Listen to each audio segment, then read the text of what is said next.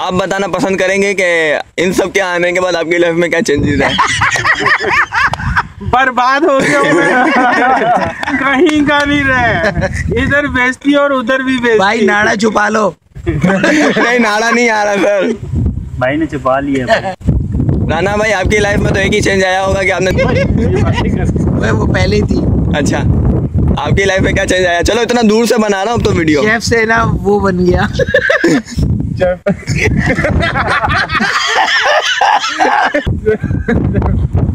अरे दरख्त पे देखो भाई का शेडो कैसा बन रहा है।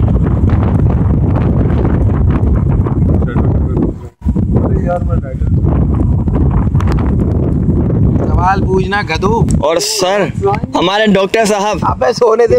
सर लाइट तो बहुत है लेकिन नजर आप भी अभी आ रहे हो। बताएं सर आपकी लाइफ में क्या चेंजेस है सर?